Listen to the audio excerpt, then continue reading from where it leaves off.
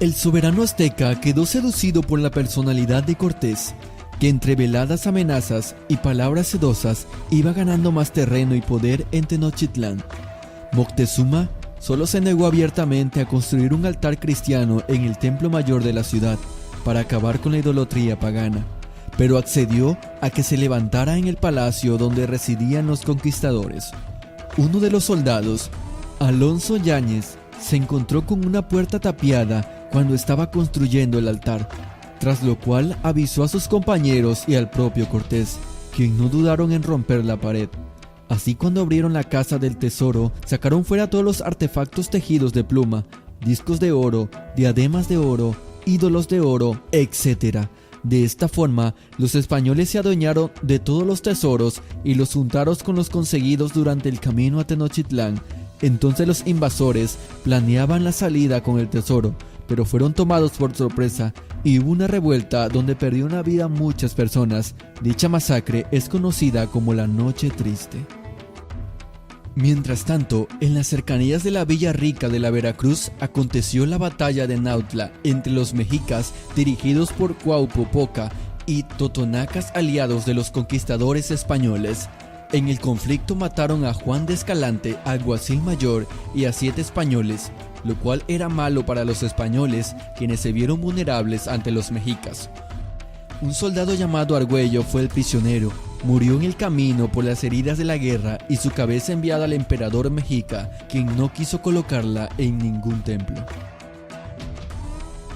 Entonces Cortés tomó rehén al gran amo Moctezuma, haciéndolo responsable de la muerte de los españoles, del cual Moctezuma negó todo. Entonces Cortés exigió que los caciques autores de la agresión en Veracruz fueran castigados. Los capitanes mexicas fueron sentenciados a morir en la hoguera. Durante los meses siguientes, Moctezuma y Cortés estrecharon su relación y el Tlatoani seguía prisionero, pero con la ayuda de la Malinche, todo estaba siendo más claro para Cortés. La participación de la Malinche fue fundamental en la conquista de México, aunque muchas personas, hasta nuestros días, la consideran como una traidora. En esos días, se recibió la noticia de la llegada de 18 navíos al puerto de Veracruz. Eran tropas mandadas por Diego de Velázquez para castigar a los rebeldes españoles. Estas tropas estaban mandadas por Pánfilo de Narváez, así que Cortés no tuvo más remedio que dejar una guarnición de poco más de 100 de españoles en Tenochtitlán al mando de Pedro de Alvarado, y él con 300 españoles y varios cientos de indios salieron al encuentro de las tropas de Narváez. Cortés atacó el campamento enemigo en plena noche, derramando muy poca sangre y capturando a Narváez, solo unos momentos después de haber entablado combate. Tras mostrar a los soldados el oro que llevaban con ellos y de incitarlos a unirse, la mayoría cambió de bando a favor de Cortés, que gracias a esto triplicó sus efectivos de la noche a la mañana. Por su parte, Narváez regresó por donde había venido, con unos cuantos seguidores, mientras que Cortés regresaba a Tenochtitlán.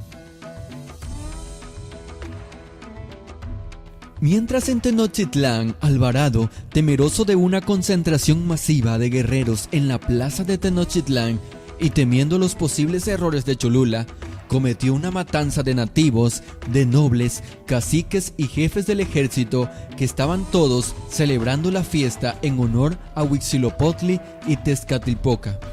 Dado el desatino de Alvarado, la población se indignó porque Pedro de Alvarado les quitó sus joyas y materiales preciosos que vestían. Al haber hecho esto, los pobladores se rebelaron contra Moctezuma, no teniéndole ningún respeto. Los españoles se tuvieron que refugiar en los alojamientos del palacio. El 24 de junio de 1520, el ejército de Cortés entraba nuevamente en la ciudad, y así Cortés consiguió que Moctezuma tratara de apaciguar a los inconformes y que dejasen salir a los españoles de la ciudad. Entonces, cuando el Tlatoani hablaba a su pueblo, recibió una pedrada de los propios mexicas que lo hirió de muerte. Estando así la situación, los soldados españoles fueron sitiados en la casa en la que estaban alojados, rodeados por multitudes de indígenas indignados. Los sitiados veían disminuir el agua, las municiones y toda clase de víveres. La única salida era la retirada. y la hicieron en la noche lluviosa del 30 de julio al 1 de julio de 1520, conocida como la Noche Triste. Al escabullirse silenciosamente, los españoles se dirigieron a una de las calzadas que conducían a la salida de Tenochtitlán. Ya no les faltaba mucho para completar la retirada cuando fueron descubiertos por una anciana, que dio la alarma, y en esos momentos miles de guerreros mexicas atacaron en trompa a los españoles. Le acosaron a lo largo de la calzada, mientras otros atacaban desde sus canoas.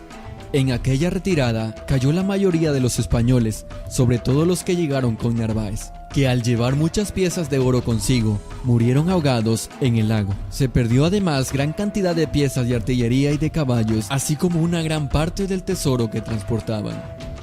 Después de su derrota de la Noche Triste, los españoles y sus aliados tlaxcaltecas se desplegaron en Tlaxcala, se reorganizaron y atacaron Tenochtitlán, poniendo en sitio a la ciudad.